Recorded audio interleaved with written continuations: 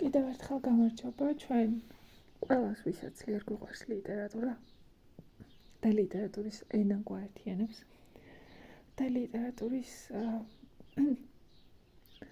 ენა ძირითადად სიმბოლოების ენა და სიმბოლოების ენა ალბათ ყველაზე უკეთ გადმოსცემს აზრს, ემოციას, იმიტომ რომ სიმბოლო ცოცხალია, ანუ ცოცხალია იმ გაგებით, რომ როგორც სიცოცხლეა მრავალფეროვანი და მოიცავს ყველაფერს, ისე სიმბოლო მოიცავს სიცოცხლის ყველაფერს და ყველა ახალ სიტუაციაში სრულიად სხვა წახნაგიც ელვარებს, მჟღავნდება და არასოდეს არ კარგავს ამ სიახლეს, რაც სიცოცხლისთვისაა დამახასიათებელი.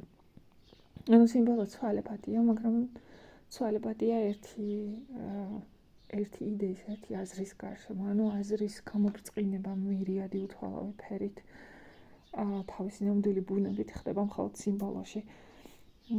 და სიმბოლო ცოცხალია, ანუ სიმბოლო ცოცხალია ნიშნავს იმას, რომ სიმბოლოებით უნდა ვიაზროვნოთ, სიმბოლოებით უნდა ვუყუროთ სამყაროს და სიმბოლოებით აზროვნება არის აზროვნების ერთადერთი შესაძლო ფორმა შეიძლება ითქვას, იმიტომ რომ სიტყვები თუ ისინი მეტაფორული და სიმბოლური არ არის, კარგავენ თავიანთ მნიშვნელობას, იცვითებიან, ან ბანალურები ხდებიან, ტრაფარეტულები ხდებიან და ყოველი შემდეგი თაობა ისახმარებს ამ სიტყვებს, რომ გაგებაში არ არის, რას ნიშნავს სინამდვილეში ის და ეს იწევს მერე ანუ აღარ მახსოვს ენაზე ვილაპარაკე თუ არა, სავარაუდოდ კი ეს იწევს შემდეგ უკვე ენის კვდომას, ხო, რაც საბოლოოდ შეუძლებელს ხდის რაიმე აზროვნების პროცესს, ან თავად ენა განსაზღვრავს იმას, რომ აზროვნების პროცესი პრაქტიკულად აღარ ხდება ადამიანში. და რაც არ უნდა გასაოცარი იყოს, მთელი წლის განმავლობაში, რასაც რისი გაკეთებაც მიწევს, მაგალითად, ანუ ეს არის ბავშვებს უწევთ ყოველ შემთხვევაში, ეს არის და მომისმინონ, რომ ზოგადად წარმოდგენა შეიქმნონ, ხო, რაღაცაზე, ანუ ლექციები უნდა ჩაატარო, მერე ლოგიკური აზროვნების საფუძვლებს უნდა გაეცნონ და როცა ყველაფერი იქითკენ მიდის, რომ აზროვნება უნდა დაიწყონ, მაინც ვერაფერს ვერ ახერხებენ, ანუ თავს ვერ უყრიან, ვერ აერთიანებენ იმას, რაც ისწავლეს და ვერ აკავშირებენ ერთმანეთთან. და საბოლოო ჯამში აღმოჩნდა, რომ სიმბოლოები არის საუკეთესო გზა, ანუ შაშამ პოეტური სიმბოლოები და სახეები იყო ბავშვების განსაკუთრებით ასე ვთქვათ, თვალების ამხელი და მიმზიდველი წელს სიმბოლური ენა, რომელსაც ერთად მე ვამუშავებ და ვცდილობ, რომ საუბარში და იმაში, ანუ სიმბოლური ენით ვილაპარაკოთ, რათა უფრო ცხადი გახდეს, როგორ უნდა გამოიყენოს სიმბოლო. მაგრამ სიმბოლური ენა ჩაკვდა ჩვენში, ხო, ჩაკლა კომუნიზმმა, იმიტომ რომ დასცინა, ანუ სახალისო ბიბლია იყო ის, რითიც ისწავლებოდა ბიბლია და სახარება, ასე ვთქვათ, ინფორმაცია ბიბლიაზე და სახარებაზე, ანუ ბიბლიური სიტყვის მეტაფორულობა, სიმბოლიზმი აბსოლუტურად გაქრა, სასაცილო დაიგდეს და რადგან ჩვენი ენა თავიდან ბოლომდე ბიბლიურ სიმბოლოებს და მეტაფორებზე აგებული, იმიტომ რომ ენა სხვა არაფერია, თუ არა უზარმაზარი დიდი ყოვლის მომცველი სივრცე ამ სიმბოლოსაც, ეს სიმბოლოები, ცოცხალი სახე, ხატები ცოცხლობენ და ამით ხდება კომუნიკაცია პრაქტიკულად ადამიანთა სულებს შორის. ანუ ენა მოკვდა, ანუ დღეს პრაქტიკულად შეიძლება ძალიან ხმამაღალი განცხადებაა, მაგრამ პრაქტიკულად 17 წლის ბავშვები, რომლებიც სკოლას ამთავრებენ, უენოები არიან, იმიტომ რომ გაგებაში არიან ენის სიმბოლური მნიშვნელობის ახალ მასწავლებლები, რომლებიც გამოცდას აბარებენ, ხო? ითხოვენ, გონიათ, რომ როგორც ცეთურის 9 სახელი უნდა დაიზეპირო, ისე სიმბოლოების 9 სახელი შეიძლება დაიზეპირო და ამით გახვიდე გამოცდაზე და ჩააბარო. ანუ ეს ტრაგიკული მდგომარეობა, იმიტომ რომ ენა თუ მოკვდა აზროვნებაც და მოკვდა ადამიანიც, როგორც ასეთი მოაზროვნე არსება. ბაზროვნებმა შესაძლებელია არსებობა აღარ არის. ანუ და ყოველ წელს თითქმის ესე გამოდის, რომ ერთი და იგივე წრეზე მიდივარ, როგორც გაზაფხული შემოდგომა ზამთარია, და ყოველ წელს სხვანაირი შემოდგომა, სხვანაირი გაზაფხული და სხვანაირი ზამთარია. და კიდე ხელახლა შეხვედრა რა ამ სიმბოლოებთან, რამაც გამოუცა არის ის, თუ რამდენად ადვილია სიმბოლოების ენაზე ლაპარაკი, თუ ადამიანს ესმის შენი ენა, რამდენად ღრმა, რამდენად მრავალი ემოციური ელფერი აქვს და რამდენად მოქნილია კომუნიკაციისთვის. მაგალითად, ბავშვებს უჭერთ, საერთოდ უჭერთ ყველაფერი და კონცენტრაცია უჭერთ განსაკუთრებით ტექსტზე, ალბათ ინტერნეტის ბრალია და ყურადღების კონცენტრაციის უნარის დაკარგვის ბრალია. და როცა მაგალითად ლაპარაკობთ იმაზე, რომ რაღაცა გარემოვლენები ბიძგს, უბიძგებს გმირს, რომ მაშინ დაიბადოს ხო იმპულსები, აღვიძებს შენში რაღაცას და ეს რაღაცა კარგი ან ცუდია. ასე შეიძლება ამენით ელაპარაკო დიდი ხანი, მაგრამ მაინც ყურადღებას არ აქცევენ და მაინც მეასთ ასეთ გამეორებული რჩება ისე, მაგრამ თუ მოუშველიებთ სახარებისეულ სიმბოლოებს, რომლებიც ხალხურად მარტივია და აბსოლუტურად ყველასთვის გასაგები, მაშინ უეცრად ყველაფერი ნათელი ხდება. მაგალითად, თუ მოუშველიებთ მთესველი სიგავს, ხო, რომ უფალი მარცვალს აგდებს და ეს მარცვალიან ეკლებში მოხდება, ან ბეღურები გაიტაცებენ ნიადაგში მოხდება, რომელიც თხელია, სწრაფად აღმოცენდება და მე გვდება ხო, რაც მაგალითად ხშირად აინახავთ ადამიანებში, რომ უცბად რაღაცა სიტუაცია, რაღაც იმპულს გააღვიძებს მათში და ყველა ერთად იძახს, გავაკეთოთ ესე ისე, მაგრამ მეორე დღეს ვთქვათ, არავის არაფერი არ ახსოვს, ხო, ეს ის ცრუ ენთუზიაზმია, რომელიც თავიდან ძალიან სწრაფად იზრდება და შლის ტოტებს, მაგრამ მე ხმება ყვდება, იმიტომ რომ ნიადაგი ღრმა არ არის, იმიტომ რომ შინაგანი ადამიანს არ უმუშავია საკუთარ შინაგან სივრცეზე და სიღრმე არ აქვს მის, ფესვს ვერ იკიდებს მის ნიადაგში ეს ჭეშმარიტების მარცვალი.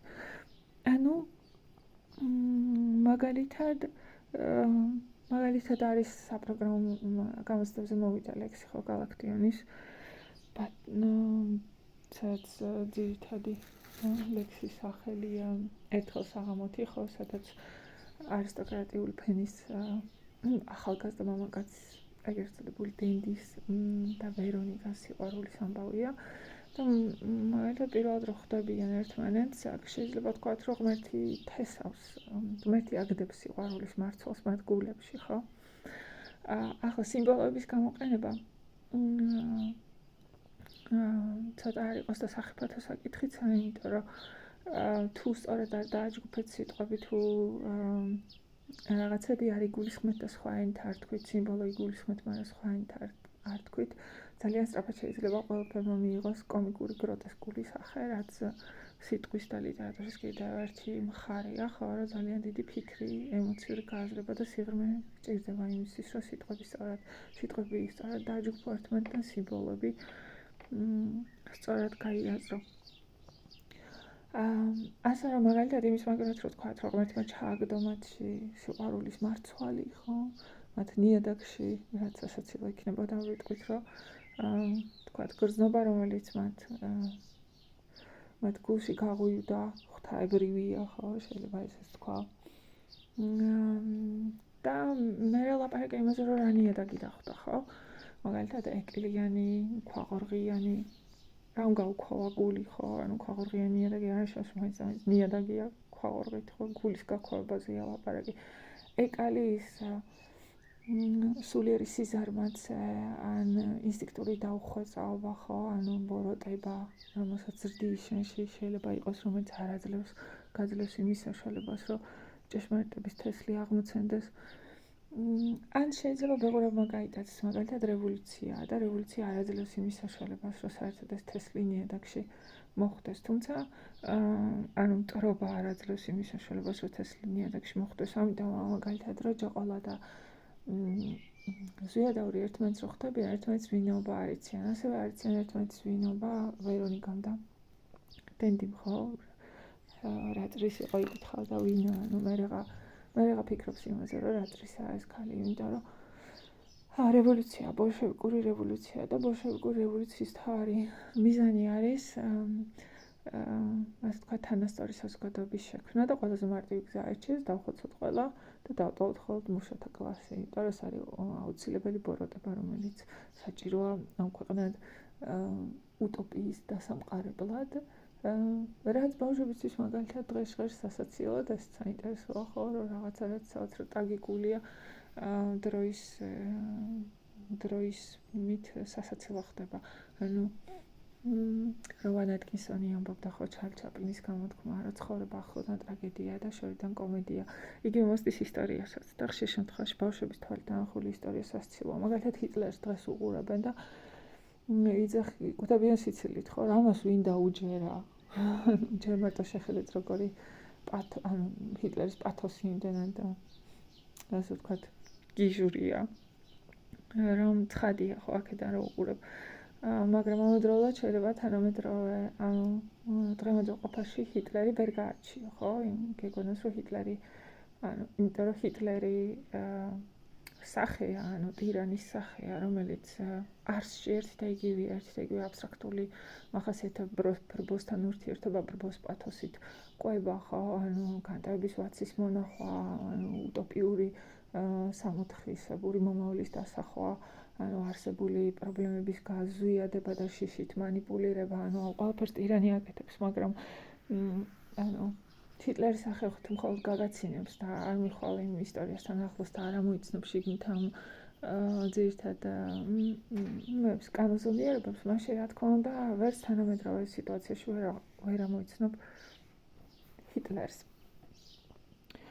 ანუ ხო, ბოლშევიკური რევოლუციის მოწოდებაზე ვიცახდით, რომელიც დღეს სასაცილოდ ჭრეს ხო, რა კაია.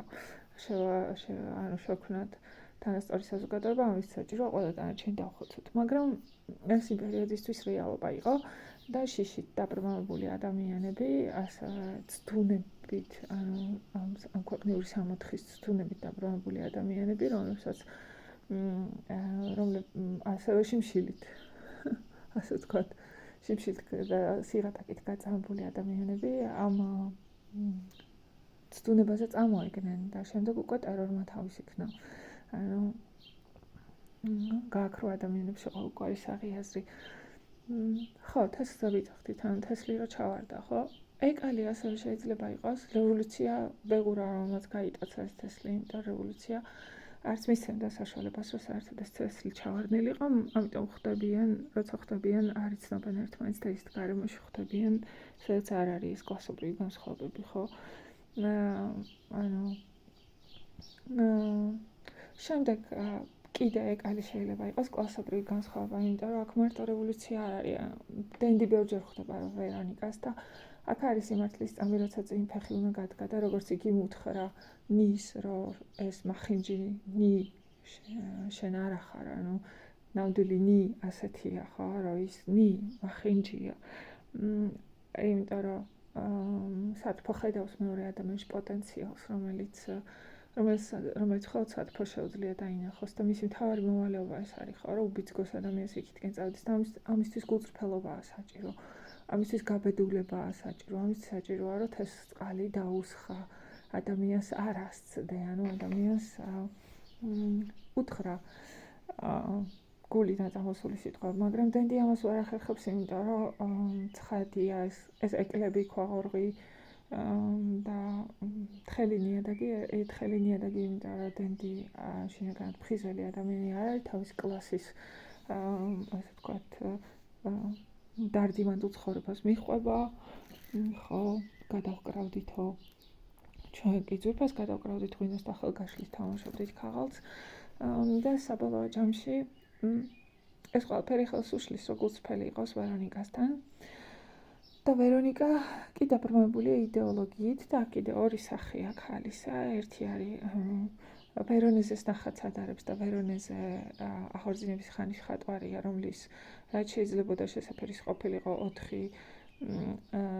საძინებელი ოთახისთვის შექმნილი უზარმაზარი პანოა სიყვარულზე, ხო, სადაც არის სიყვარულის განვითარების ეტაპები, მაგრამ არის კიდე მეორე ნახატი, მე მგონი მე-18 საუკუნის მხატვრის ვერონიკა ვერონეზე, რომელიც სადაც მხატვრის მუსიკის შექმნის პროცესშია გამოსახული, ნოტებს წერს და ვიოლინოს ხელს წვდება, რომ დაუკრას, მაგრამ ამ დროს ირინდება და შთაგონებაში ამღერებულ მუსიკას უსმენს და თან ჩიც უსმენს გალიაში, რომელიც გალობს და თითქოს ის წამია ხო დაჭერილი, როდესაც მშვენიერი სული უნდა გადმოვიდეს სამყაროს მშვენიერება და რაღაც ახალი უნდა დაიბადოს საიდუმლო მისტიური განწყობა ხელოვნებისა. და არის მეორე კალუგელი ვერკა, რომელსაც თოფი აქვს გადადებული მხარზე და ჭეშმარიტების ყასავია პრაქტიკულად ხო ჩეხავს ჭეშმარიტებას და ძალით ამყარებს, ჭეშმარიტებას თავს აძრობს და ის ამყარებს. ბოლშევიკი ვერკა. რა თქმა უნდა, ორ სახეს შორის იმხელა განსხვავებაა, რომ დენს უჭირს ამ მეორე სახესთან შებრძოლება და თვლის, რომ უაზროა, მაგრამ თუ ნამდვილად გიყვარს ადამიანი, მაშინ თუ ნიადაგი ღრმა გაქვს, მაშინ წყალს დაუსხამ მცენარის გაზდი და ყვავილობასაც მოესწრები. მაგრამ დენდის და ვერონიკას ეს არ აქვთ და კიდევ სიმბოლო მაგალითად სიყვარულის ხო, ლახვარია ცნობასა და გულსა. ლახვარი რატო გეცემა ცნობას და გულზე, როცა გიყვარდება ვიღაც, იმიტომ რომ ინგრევა ყველაფერი, რაც მანამდე იყო რაციოსა და ირაციონალს შორის. სრული დაპირისპირებაა ხო? თავისუფალი ნება აღარა გაქვს, ხვდები თუ აქამდე გქონდათ, ამით ამაყობდი, ახლა აღარა გაქვს, ის რაც სახე შენი საზოგადოებაში და რჯულით ნასაზრდოები და გამოკვებილი, ასე ვთქვათ, და მორწყული ხედავ ამ სახის სიყალბეს და შენ შიგნით იბადება უზარმაზარი სიბნელე, იმიტომ რომ ჩვენ ყველა და პირველად ხდება საცნაური ხო? რეალობა და ჭეშმარიტება იმისა, რომ ჩვენ ყველანი დიდ ღამეში ვიბადებით და ეს კიდევ ერთი სიმბოლოა, ასევე სახარებისეული სიმბოლოა, იმიტომ რომ ადამიანურ ბოროტებას სახარება და ბიბლია უწოდებს დიდ ღამეს, რომელიც თავად ადამიანმა შექმნა საკუთარი ტყუილებით და შიშებით და მიუხედავად რომ ამ ღამის ზემოთ ანათებს ადამიანი, მაინც ამ ღამეში ცხოვრობს და ჩვენ ყველანი ვიბადებით ამ დიდ ღამეში. და ამ დიდ ღამეში არის ცეცხლი და პირველი ცეცხლი, რომელიც ამ დიდ ღამეშია, არის ინსტინქტების ცეცხლი, ხო? ოღონდ ინსტინქტების ცეცხლი ისეა, როგორც ჩალას ან თივას ცეცხლი წაუკიდო აპარპარდება და ჩაქრება. რა უნდა გააკეთოს, პარპარებს ეს ცეცხლი მის გარშემო ველურივით იცეკო და დატკბე იმ ხორციელი განცდებით, რაც ცეცხლს მოაქვს, თუ სანამ ცეცხლი ანათებს გარემოს და საგანთან ნამდვილ არსს გიჩვენებს. გონება ამუშავო და ჩირაღდანი აანთო, გონების ჩირაღდანი აანთო, ხო? მერე აიღო ეს ჩირაღდანი და წახვიდე იქითკენ, სადაც მარადიული კერაა, მარადიული კერა, რომელსაც ადამიანები ქმნიან, ხო? ოჯახია, საზოგადოება, სადაც შეშას ყველა უკეთებს, თავის წელს ყველა დებს, რათა ცეცხლი არ ჩაქრეს, ხო? რჯული და მერე უკვე რჯულიდან მიდიხარ, იბადება ღამეში, ჩნდება კიდევ ახალი სინათლე, ეს არის მთვარე. და მთვარე არის ადამიანი, რომელიც ღვთის ღმერთს ბაძავს, ხო, რომელიც შინაგან გზას გადის, რომელიც რაღაც ცოდნას, სიკეთეს, სიბრძნეს მოიპოვებს და ამისი გაგება მეორე ადამიანისგან შეუძლებელია, თუ არ წახვედი იგივე გზაზე და იგივე გზაზე მთვარის სინათლე გაძლევს. მთვარეა ხო, შენი, ასე ვთქვათ, გზის მიმასწავლებელი, საიდკენ წახვიდე, როგორ დაინახო საგნები.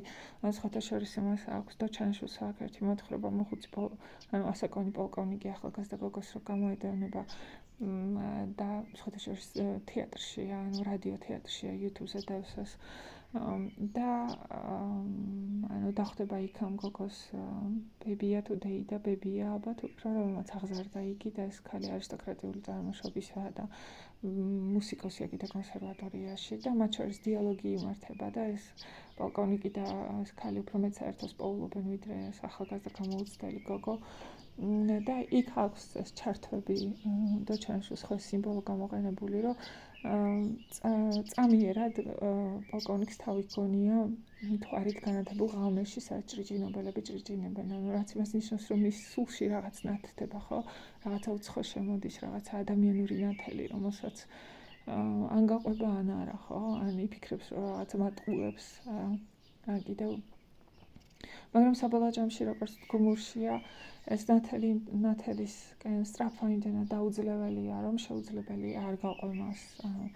უბრალოდ უფრო მეტად დაიტანჯები, მე შეცდომას დაუშვებ მეტი. ყოლელობა მოგიწევს და ასე შემდეგ. თუ არა და დარჩები სრულ ბნელში თუ არ წახვედი, რაც კიდევ უფრო დიდი დანჯვაა, ხო?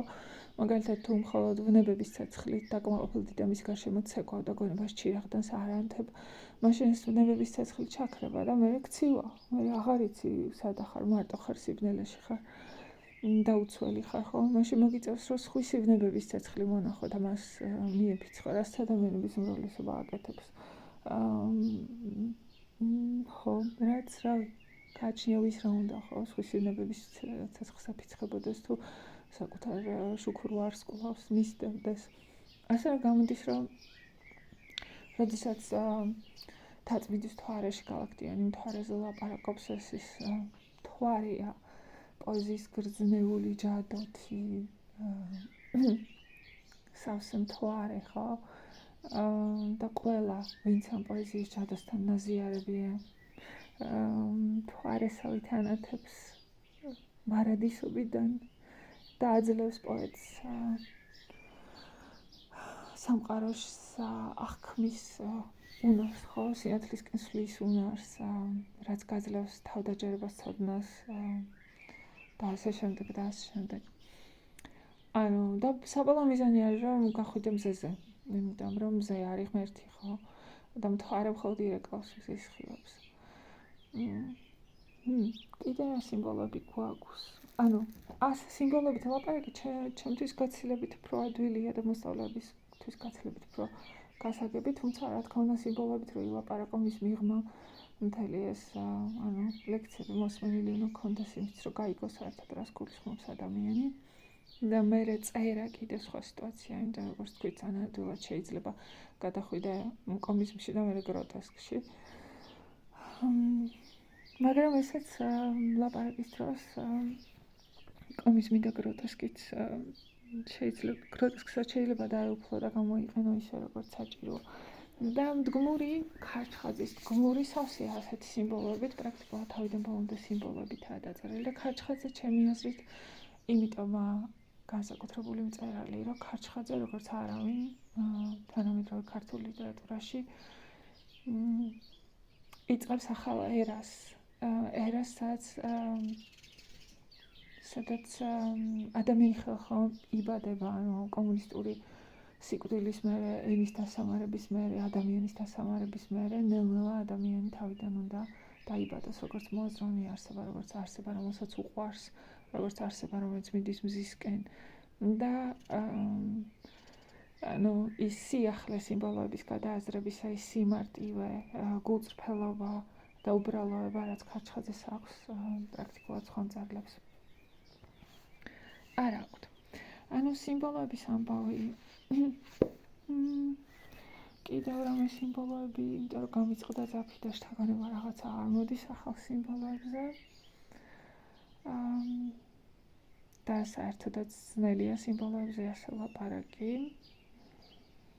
მაგრამ მე მგონი მთავარი არსი გამოგვეთა იმის არის, თქმაც მინდოდა და მოკლედ სიმბოლოები კარგია.